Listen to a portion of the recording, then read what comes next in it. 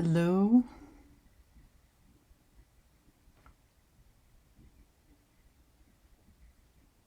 Hello, everybody. How are you doing this evening? I hope you're doing well.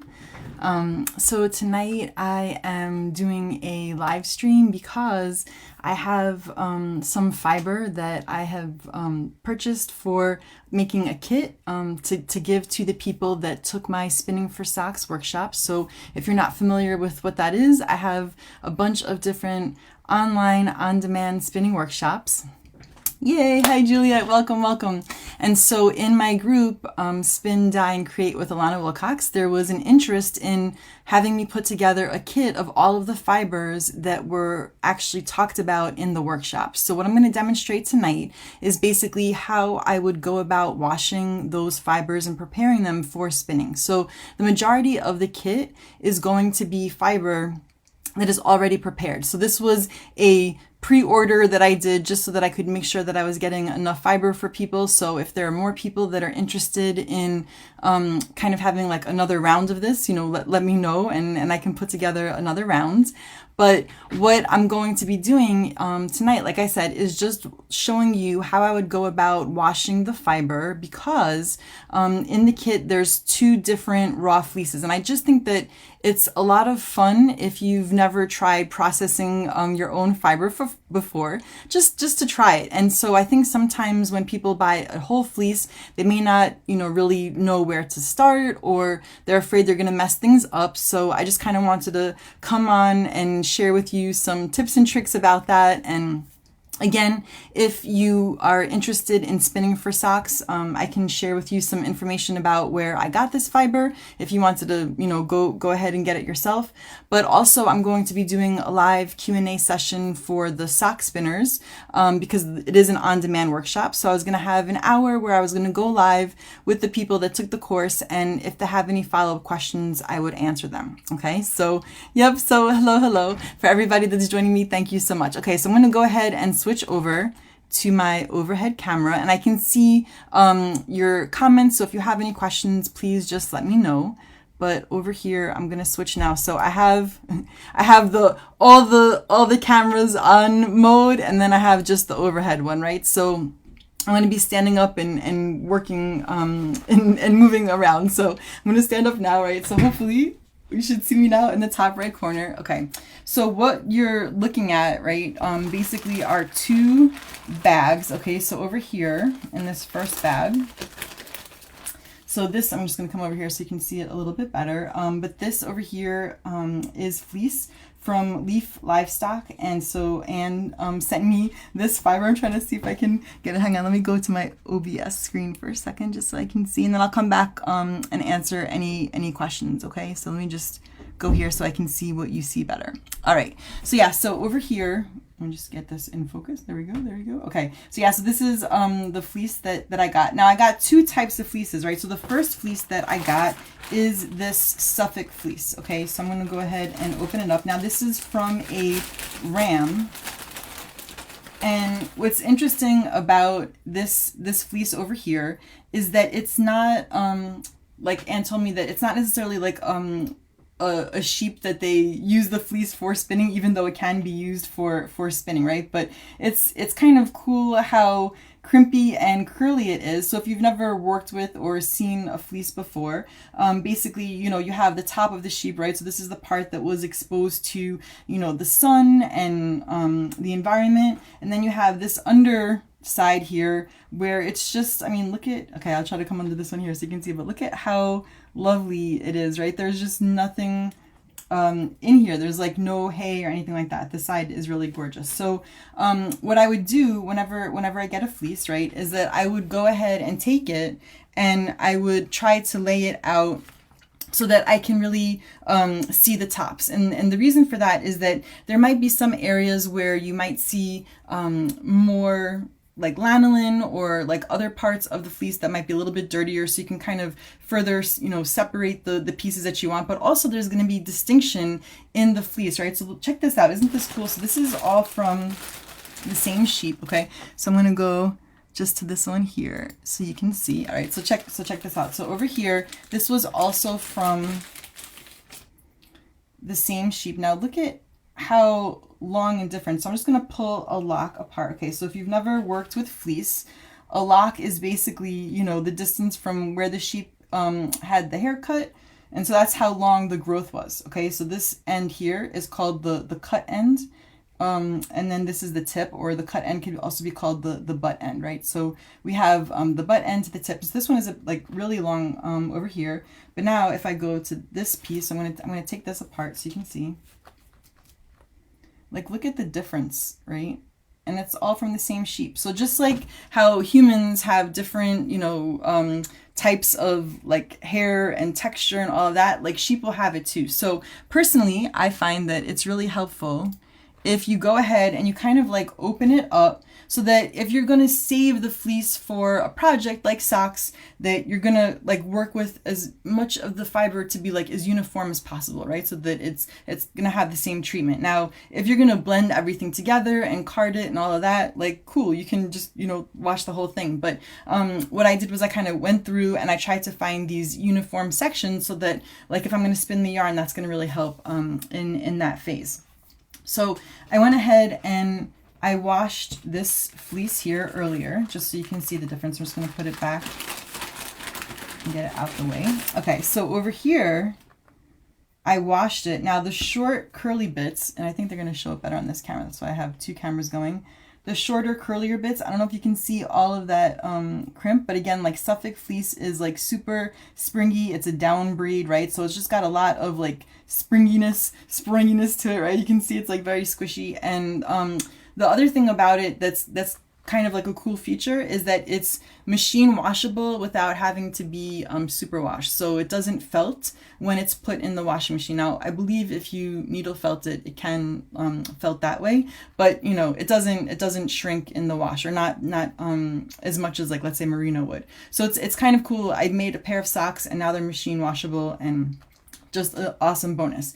But what's interesting about this fleece, because it was a ram and it wasn't necessarily like meant for like a spinner's fleece to spin, you know, different characteristics and qualities can happen in a fleece. So like over here, if you notice, there's a little bit of a yellow tip, and so that can be referred to as like canary stain. So it's like yellowed a little bit. So if I went to go dye this and I dyed it blue, it would actually be kind of cool, because it would be blue on the bottom and then it would turn almost green on top. So this is clean. There's nothing on here. You know, it's not dirty. It's just this like coloring that can sometimes happen with getting stained, especially if the sheep is not wearing a coat. So another thing that you can do to kind of like test and see if like a fleece is going to be good for socks is if you take it and you like pull on it, right? If there's no breaks. And so I can tell this is a very like healthy animal. It's a very, you know, like good fleece, because I'm pulling on it, tugging on it, and it's not breaking, right? So it's not like having the yellow tips is making it weak or anything like that. If you ever get a fleece that has a lot of sun damage, so if you think of like maybe your hair at the end of the summertime and it can be like kind of crunchy and crispy from being in the sun, or like chlorine and all of that, you know, sometimes those tips on a sheep can break, but that's not happening here. So this is just more of a stain. And you can see that it even happened in these little like yellow curls. So I'll show you how I got it to look like that. So if you see over here, there's like a little bit of kind of like, I don't know, like this one is better for the close-up detail. There you go. Okay. So you can see there's like a little kind of like, it looks like little crusty bits, right? So I'll show you how I got those out. Okay. And so that it basically will look like this when it's done, right? So that's kind of like not doing what I did that I'm going to show you, and then this is doing what I did that I'm going to show you. Okay, so there's that one. And then the other fleece that I'm going to talk a little bit about tonight is this one over here. So this is a Columbia fleece, and like, let me just pull off a lock of this one. Okay, so this one is very different in comparison. Okay, so you can see, let's go to the up close cam. All right, so you can see over here, this one is also a very long staple, but like, can you see the crimp in it and like the lock structure? And what I mean by that is that if I'm looking at the grease one over here, right, of the two, okay, so let me go, like, not only is there like a difference in that one, and this was the short springy part, right? So like if I go to the longer the longer staple one, right, you can kind of see that there's a difference. But if you look at the crimp, you'll notice the difference there, right? So that one is kind of like wavy, but this one really has very defined crimps. Let me see if it'll show up in this one too. I'm just testing out a new camera tonight, so there we go. Right, so you can see that there is, is it gonna focus? There you go. So that one has a lot of crimp, and this one is kind of just more like, I don't know, it's springy, but it's not as crimpy, right? And so this one, like I said, is a Columbia one, and so the lock structure is like very uniform. Okay, so this one was meant for a spinner's fleece. Like this is a really awesome fleece here, and so when I went to go wash it, you can see, you know, that there's no canary yellow staining, and it's just really gorgeous fiber, and it's ready to be prepared for spinning. So the way that I go about washing the fleece, so I'm just going to go check first and see if there's any questions. Okay. Yep. So yeah, so the so Juliet said, wait, what, machine washable but not superwash? Yep. So there, that's really cool. I think a cool feature about it, you know, that down fleeces don't really felt as well as like other fleeces, right? So if you get a down breed, right? So Suffolk is a down breed, it's going to have that quality to it. Okay, so I'm gonna just, because these are the ones that I have prepared for people, and then these are the other fibers that were in the kit. So there was Targhee, Dorset, Horntop, Corriedale, Finn, Blueface Leicester, and Suffolk. Those were all of the ones there. Okay, so now I'm gonna take this fleece out, and over here I have my pot. So I went and I boiled water in my, let's see here. I'll do the one that had the canary staining yellow, so you can see how I did that. Let's see here. Okay, perfect. So I'm going to go ahead and this one. All right, so this is how, can you see, like, it's got these kind of like crusted tips. I don't know if it'll show up better here. You can see that, right? So basically, you know, the bottom is good, and if you don't like that, like if you don't like that quality about it, you can always just cut it off. That's another way that you can handle that too. So what I'm going to do is I have over here some Dawn detergent, right? Now, I also really like to use Power Scour. That's a really good one too.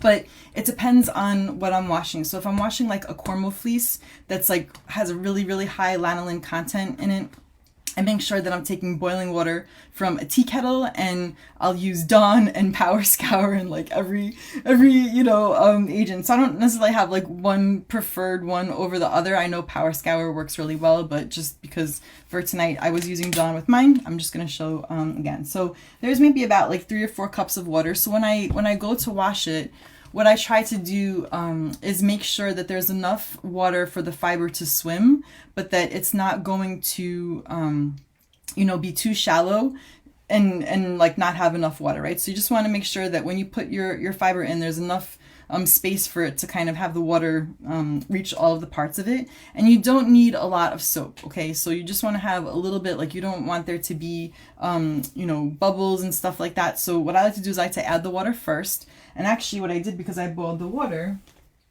I'm going to go ahead and I have another mug of, just trying to keep it hot. There we go. Okay, so it's going to be nice and hot. And you can always take like a cover or something like that and cover your fiber as well. So I'm just going to go ahead and put a little bit in there. Like a little teeny tiny bit goes a long way, okay? So I'm just going to swish it around with my glove.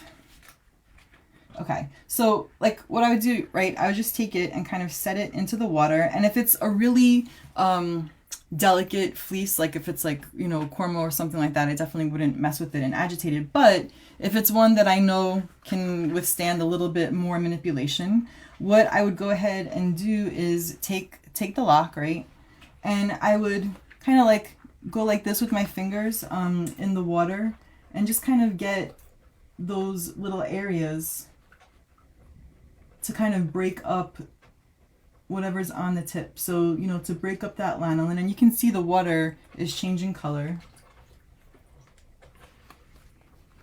And it's really, really hot, so I'm gonna move my hands in different spaces. But basically, I'm just kind of wiggling my fingers, and I wouldn't do this with the entire fleece, right? Like I would just do it where I see the tips, but since I'm doing this as a demonstration, I just want to show you like how I got it out. So you can see, right, that it's considerably yellow where that lanolin was. Forgive me if I'm not correct in this, just because it's been a while since I prepared a fleece, but I think it's like also because of like the urine and the sweat stains as well. Not that lanolin would actually like cause the staining, but if it sits on the fiber for a long time, it can stain it. And you know, if the locks are long enough and you don't want that yellow, if you're going to dye it, you can always cut those off. But I just want you to see how just a little bit of wiggling, you know, at the tips got it off. So if I have the whole fleece, I might take the tips that have that on there and kind of just work those separate. Like I wouldn't take ones that, you know, look like this and then put it in together at the same time. But generally, I'll just take the fiber, I'll put it in maybe for about like 15 minutes to let it soak. When I see the water changes color like that, I'll take it out. Now, I did another video that I can post a little bit later, but basically I have for different sizes, I have different setups, right? So for smaller amounts, I have a salad spinner, so I can just set the fiber in the salad spinner, pull the basket out, you know, to change the water, and then there's no agitation of the fiber.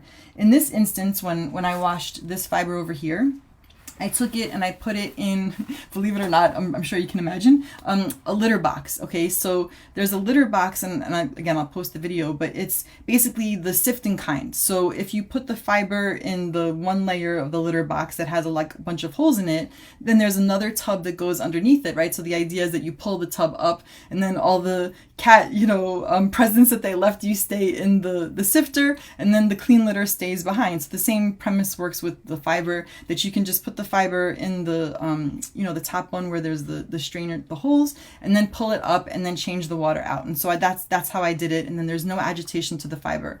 The other way you can do it though is you can use mesh laundry or like lingerie bags, and I have them, and I didn't bring them down, but I'll check the chat or the comment area and see if people would like me to go get it.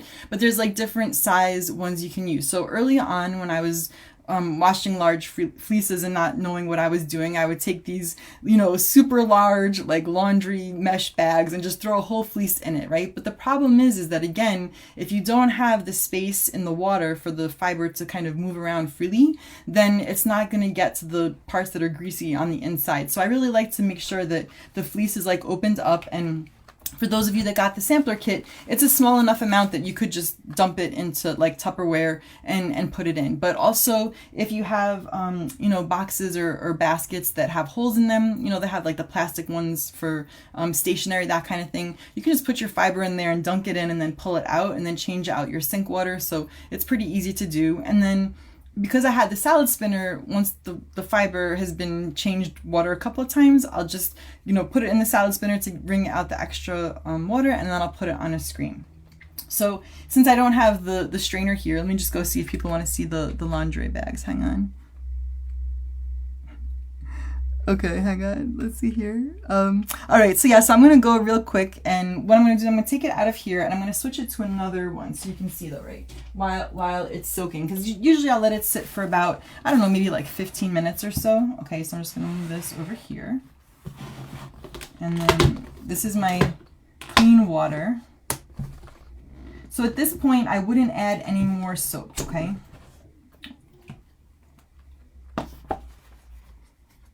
What I had in the first one is enough, and then I'll probably do like 2 rinses. So in this one, it's just water.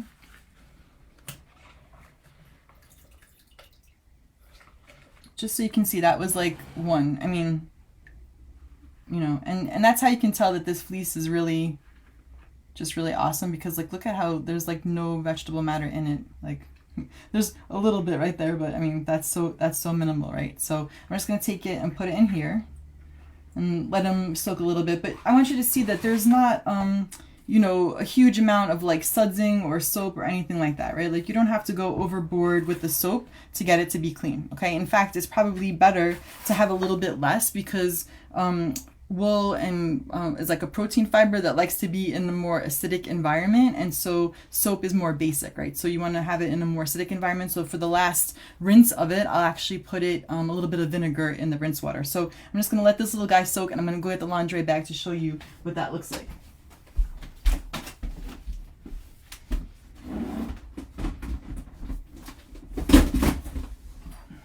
Okay, so over here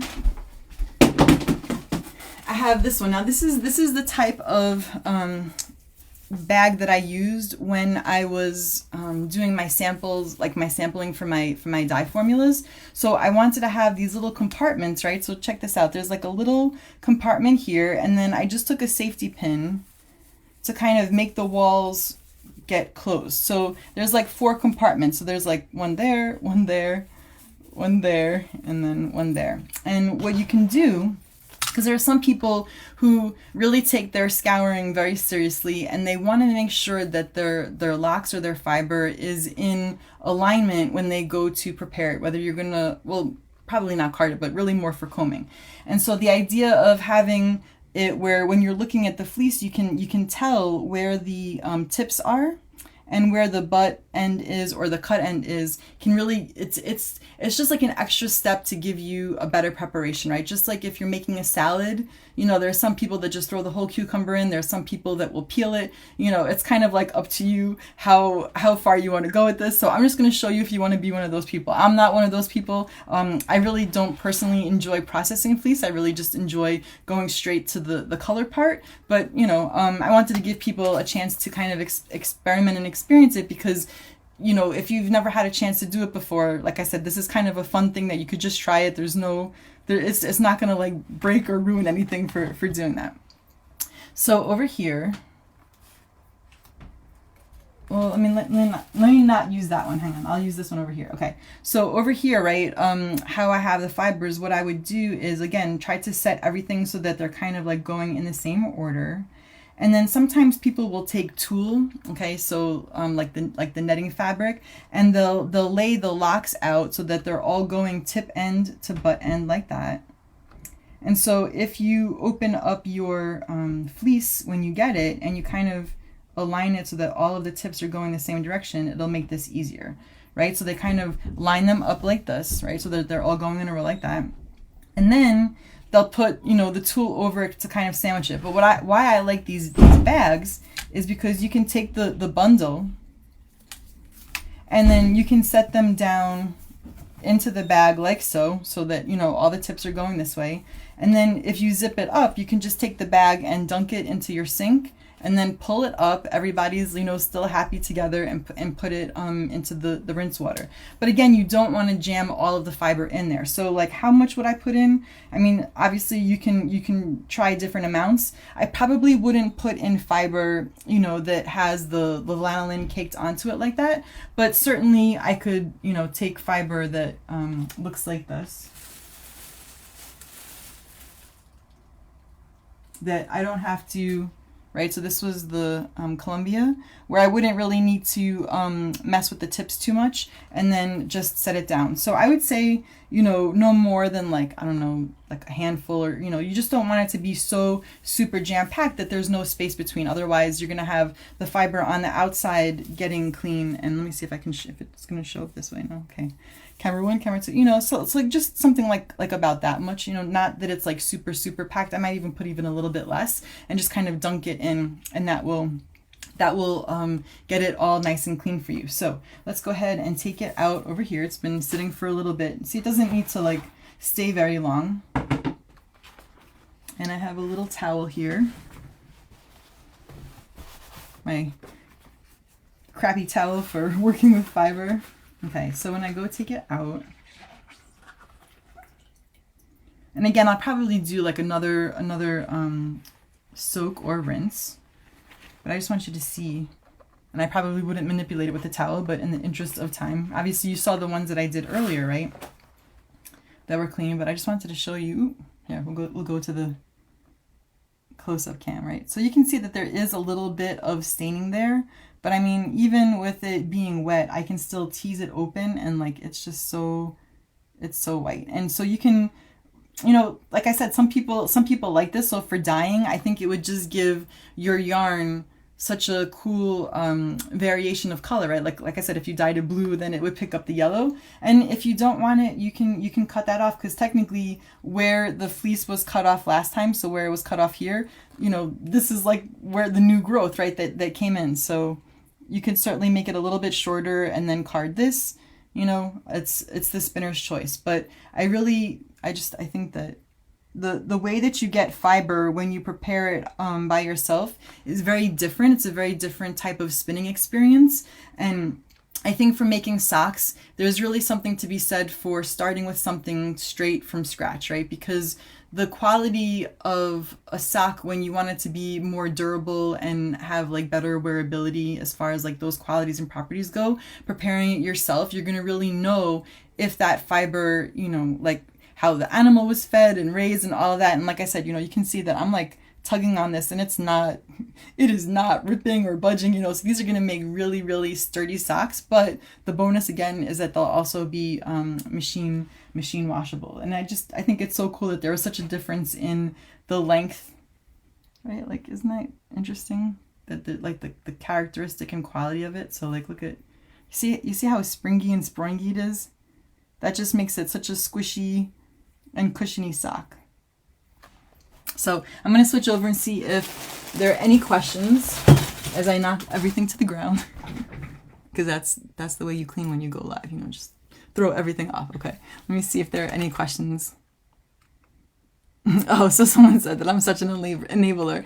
Yeah, so, you know, I think that's the thing that I find really enjoyable about, you know, talking about the fiber you know, arts and just with spinning and dyeing and all of that, because, you know, when you learn where your clothing comes from, right, and you're learning where the fibers are raised and fed and, you know, just going all the way back to the beginning, I think it can make such a huge difference than when you're just spinning something and you know that there's a breed of a sheep, but you don't know much about the animals. So that's why just a big shout out to Anne for hooking myself up and the other spinners up that are doing this sock fiber assortment, you know, spinning business over here, and trying to just sample to see, because I've never used her fiber before, so I'm really excited to try this out and see what Columbia feels like. I don't know, for my spinning certificate, I think I had to spin Columbia at some point. Like, I know I had to go through and do all of these different breeds, so that was kind of interesting to try, but I don't like remember it offhand, so it's kind of nice to be able to have like another opportunity to try it. So I think what I'll do is I'll wash up a little bit more of it, and then maybe next week when I do the live on Instagram, I can, or maybe I'll do it on Facebook. I don't know. I'm kind of a very spontaneous, you know, person. We'll see where I feel like going live that night, but maybe I'll spin, you know, I'll prepare some of it up and spin it up so you can see what it looks like in yarn form. But you know, the yellow pieces, when you go and you blend it together, might give the overall look of the yarn. It could be, you know, maybe more of like an ecru coloring, not like a pure white, but I kind of like it for the variety of colors that you can get into it. So let me see if there's any other, no other questions. Okay, well, I hope for all of you that joined me tonight that you enjoyed it. If you're watching this on the replay and you have any questions about, you know, washing a fleece or getting a fleece ready for spinning, let me know. For those of you that are heading off into Fiber Festival land, I hope that you have the most amazing time. Definitely there's something to be said about touching a raw fleece. There's something about Cormo that, I don't know, every time like I touch Cormo, it just makes me happy. So if you have a chance to sniff or touch a Cormo fleece, I highly recommend that.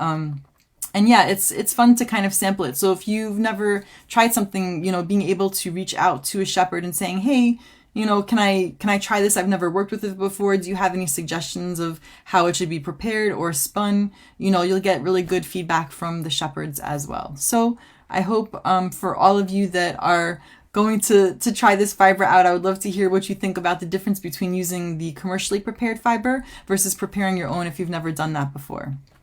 Okay, wait, so I see Wendy has a question. So you said, I'm hearing you, but I'm worried at any part of the process, especially if you're going to these lengths, hand picking wool and cleaning, dyeing, and spinning. I guess I want to know how long the socks will potentially last before I dive in. Do you have any knowledge on durability? I know there are so many factors. Yeah, so I mean, here's the thing, right? I can tell you that I have sweaters that, you know, I've made and I've never worn them, right? They're just sitting because in my mind, they're too precious, okay? So it's like when you go into creating something, are you going in with the intention of actually using it? Or do you see that the time and the effort and the energy that you're putting in is a waste of time? And so for me, the quality that I can get out of a hand spun sock and the time that I'm putting into it, am I enjoying that process, right? So like if I want to get a sock that's super durable and I go to the store and I spend, I don't know, let's say $30 or $40 for these like luxury socks, how long are those socks going to last? Maybe, you know, I don't know, like a couple of years, depending upon how frequently you wear them, right? But at the same time, you know, how are you treating those socks? Are you throwing them into the washing machine? Are you, you know, wearing them, you know, like, I don't know, just like how are you using them too, right? So for me, like my son, he does hockey, and I really like wearing socks that I know are going to be warm when I'm going to watch him play hockey. And so for me, when I'm doing that, I also like to knit. So I don't mind sitting there and knitting socks, right? I enjoy spinning. Now, when you're spinning for socks, it does take a while, especially if you spin thinner. So there's that about it, you know, unless you're spinning a thicker sock. But I can tell you that the one pair of socks that I made from a Suffolk fleece, so I never did that before. And then I thought, okay, like let me try it out and see how it would go. Those socks like hurt my hands to spin. So it was a very different Suffolk fleece than the one that's in this kit. It hurt my hands to knit it, but I can tell you that those socks are so strong that I could probably wear them for the rest of my life and they're not going anywhere. Okay. Like they're not going to break or anything like that. And so you also have yarn to mend it. So there is something too about this kind of throwaway culture that we live in and the idea of maybe, you know, mending things and fixing things and giving them new life and repurposing them. But I think if you're putting in, let's say 50 hours, 60 hours to make a pair of socks, then you're not only enjoying the wearing of them, but you're also enjoying the creating of them, right? And it's like, is it worth eating a Thanksgiving dinner if it took you 3 days to cook for it? And so like my thinking is the joy of spending the 3 days of cooking. Yes, of course, you know, there's family bonding time and all of that, but it's the enjoyment of actually eating the meal too. Okay. So, you know, if you don't find it enjoyable to use the things that you make, or you're worried about ruining them, then perhaps, you know, don't go down that path or try it and see, you know. But I think that when you make something by hand, it's definitely going to last way longer than something that is commercially made, right? Because you're taking the time to make these choices by picking the right fibers for that project. So that's why, you know, in the workshop, I kind of go over what are the qualities and properties of the fiber that you want before you even start spinning, so that you know that you're going to have these socks that are going to last, right? And that if you want socks that are durable, how should you spin for them? How should you ply for them? All of those choices are going to influence it. So I hope that answers your question. But, you know, again, I think if I'm going to spend 3 days cooking a turkey or preparing for Thanksgiving and I'm going to spend 3 months preparing for socks, you know, you best believe that I'm going to be wearing them and enjoying them and making the choices that are going to make sure that they last a while. So I hope that helps. Okay, let's see here if there's any other questions. Okay, so Juliet, so you said, did the Suffolk come from the supplier whose card you showed? Yeah, so the cards are going to be in the bag, and that's the one that I wash now. But the Suffolk that I spun for the previous socks, no, it's not from the same vendor and or the same shepherd. And what's interesting is that different, you know, sheep and different, you know, there could be like a range, right? So I just had one that was like super short, and it was more like this kind, like the super springy kind. And because it is such a like hardy fiber, that, like I was saying, that my hands were so sensitive to spinning it, like it just felt like, you know, not even that it was coarse, but it just was like so like hard to, you know, spin, and it was like not tearing into my skin when I was knitting, you know, but it was just not comfortable. But the socks are like the best, you know, they don't scratch my feet at all. I don't feel them. I have super sensitive skin and they're the best. So definitely different than this fiber over here, for sure. But it is really interesting to see how there can be a range, right? Just like there can be a range even with merino, right? You can have, super fine merino. You can have, all the ranges, especially if they're like crossbred, right? Like sometimes you can have like two different sheep, put together, and then they have the qualities from both. So there's a range. Okay, let's see here. I'm just seeing if there's any questions. So someone said, I'm off picking out a lamb fleece. Yeah, so, and it's interesting too that even if a fleece is really strong and durable, how it can feel different to different parts of your body, right? So like the fact that I was able to wear it on my feet and my feet don't itch wearing it, Another thing too with socks that I like to do is I like to put on a pair of like really thin cotton socks, and then I'll put my wool socks over them, and then maybe I wash the wool socks like, I don't know, maybe like after wearing them every 5 times or something like that. So there are things you can do also to just kind of make them last a little bit longer. Okay, so someone said, I always think I need to do a rinse after the vinegar one to remove some of the vinegar, even though I only use a tiny bit of vinegar. Having fleece on hand and processing it is grounding. Yeah, so the vinegar just kind of like resets the pH, like when you're watching those commercials for like hair and conditioner, and it'll say it's like pH balance, and that's because you want to make sure that because your protein fiber is, hair too, right? So you just want to make sure that when you're washing it, you don't want to leave it in a basic environment, because then it can just make it more brittle. So, again, like how our hair can respond to different soaps and shampoos, sometimes your hair can feel very like lifeless and dull, and sometimes you can use products that really enhance it and make it feel healthy and strong. So that's kind of the choices of how you scour it and wash it, and the state that you leave it in that can help with that.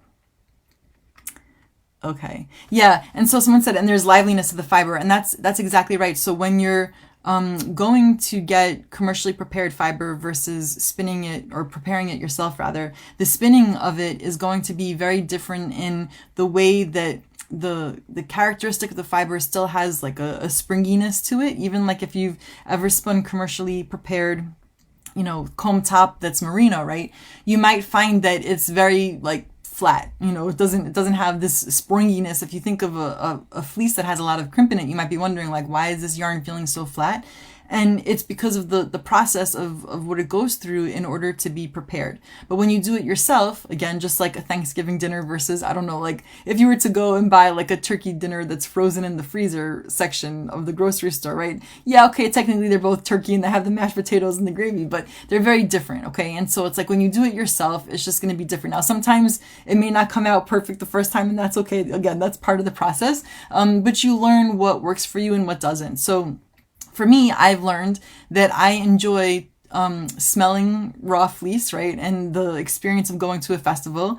I enjoy working with fleece that it's been prepared already. So like if you've never had the opportunity to spin, prepared hand comb top, that's like the butter, the creme de la creme of spinning, right? But for me, the time that it takes to get to that preparation is not worth it, because it takes so much longer, and I really just enjoy the actual act of spinning to not want to put it in there. So I know how to do it. I know how to get it there. It's like, but I'm kind of like the old timer that's like, you know what? I've done enough Thanksgiving dinners. Like you youngsters can go ahead and cook it. I'm just going to sit back and like watch TV while you guys are doing your thing, right? So that's kind of where I'm at in my spinning game. Okay, so someone said, how do you like dyeing fleece you process from raw versus commercially commercially purchased fiber that you dye? So again, that's something that's really cool, right? So I can put up a picture of the socks that I did. I know that they're on my Instagram, and I think it was 100 days of spinning. I don't know. Let me see. I think I did it. I don't know if I did it as my 100-day project or not. But basically, I started with the fleece and I worked my way through. And so I really enjoyed the dyeing of it. And when I dyed it, I didn't scour it first. So I basically, let me back up. I scoured it, but then like in one with the dawn, but then in the next time then I went into the pot and I had that like as one pot, and then another pot I just put the soap water in and then the dye in, and so you can get different cool effects because the lanolin and the dirt can act as a barrier for the dye, and then as the lanolin and the dirt kind of like melt off, if you will, different parts of the fiber then get exposed to the dye, and then the colors can kind of be, you know, random and kind of cool. So if you ever go to the festivals and you see the locks are dyed and they're like all these different colors, you know, sometimes dyers will like to dye them when they're scoured or not, and so you can play around with that, and I think that's kind of like a fun, you know, challenge to do. And so that's what I did with the these socks that I did with the Suffolk fleece, and then I separated out the fibers based on like color groupings, and I did an ombre fade going from like dark to light across the socks. So, you know, it was just kind of like a fun experiment to see, and again, everything that I do, I always ask myself questions like, I wonder what would happen if I did XYZ. And then I try it, and then I see if I like it or not, right? So I really enjoyed dyeing the fleece. I didn't think that, you know, I was going to like the color results as much as when I normally dye either like the yarn or the fiber. But, you know, because I never did it before, it was fun, right? So it's like, you know, maybe you've cooked Thanksgiving dinners a lot and now you want to like try, I don't know, cooking, you know, tacos or something, right? So it's like, I know how to cook, but like I want to try different things. I don't want to have always the same thing. So who knows what I'll do next time. And someone said, do Shepherd ever sell part of a fleece like a pound or something? The whole thing sounds scary. Yeah, so it can be very intimidating, and that's why I thought it would be kind of fun to have these kits made up. And so I've been trying to reach out to like lots of different shepherds to see if I can get more of these like 1 ounce kits. So what I'm going to be sending for people that purchase the sock kits are like these small kind of, you know, 1 ounce bundles. So it's just enough to try. I know that there are people that will do things that are called breed studies. And so they'll give you little samples. And I know that that's how I went through and I did my breed book for the homework, so that you can just have enough to wash and play. And what I would also recommend is to make sure that like after you wash the fiber, right, or before rather, try to save a grease lock and then to also save a scoured lock so that you can kind of see the process from start to finish, right? So that you can see, what did the fiber look like when I bought it? What did it look like when I washed it? And so then the next time you encounter a fleece, I think you'll feel a lot more confident and say, okay, I started with a fleece that looked like this, and this is where I was able to bring it, you know, in all of the steps. And, you know, maybe now I want to try something different, right? And you can kind of compare and see. And then, you know, sometimes people will be given fleece for free because there's, you know, problems with the fleece, whether the sheep was sick or, you know, it has a lot of vegetable matter. And you can try, I think this was probably like a really helpful exercise in the coursework where we were given a not good fleece, right? A problematic fleece. And we had to figure out how could we save it, you know, and what could we do to it to make it better, right? So again, you know, if someone said that this was, you know, problematic having the canary tips or the staining, for me, I would say like, okay, like let's just dye it and then you won't notice it, or it'll be like a cool element, or you can cut it, right? So there are ways that you can fix things that maybe someone may not think is like a good quality or property about it, but it doesn't really have an impact in the final product, right? So there's like different ways that you can go about testing things out. Okay, so someone said, check out Shave 'em to Save 'em for fiber. It helps support the rare breeds to ensure they carry on their heritage lines. Yeah, so I've never tried that, but that's definitely another, you know, avenue you can go to just try and sample different fibers. I know that I had a chance to spin CVM, so I thought that was kind of cool type of fiber. And just there's all these different, you know, fibers that you can try from sheep that maybe you've never branched out before because you've only stuck with, you know, either Romney, Blueface Leicester, or Merino. So you could totally go in different directions and have fun with it and see, and you might find one that you love in that experimentation. All right, well, thank you so much, everybody, for joining me this evening. I hope you had a good time hanging out with me. Again, if you're coming for the after hours or the replay, please feel free to put any questions you have. Just tag me so that I can come back and answer any questions that you have. And if you are interested in learning a little bit more about socks, so in the Spinning for Socks workshop, I kind of go over all of the facets, like the fibers to start with, the spinning techniques, the plying techniques, all of the different ways that you can get the different results. Like, so if you want a soft, squishy slipper versus if you want a boot sock, all of that is covered. And then if you take that and you have any questions for me, like I said, I will be doing the live Q&A for an hour, and that's going to take place in May, and I believe it was the 13th. I know I have it up in the description. I can't see it on my page here, but it's all on my website, so it's just alanawilcox.com, and then it's under the spinning workshops, and then you can see all of the offerings that I have there. So again, thank you everybody, and I really am so excited to send the fiber out to those of you that purchased the kit. It should hopefully go out on Monday, and you'll hopefully have it by the end of the week, so I'm curious to hear what you think of it. So take care everybody, and have a great weekend.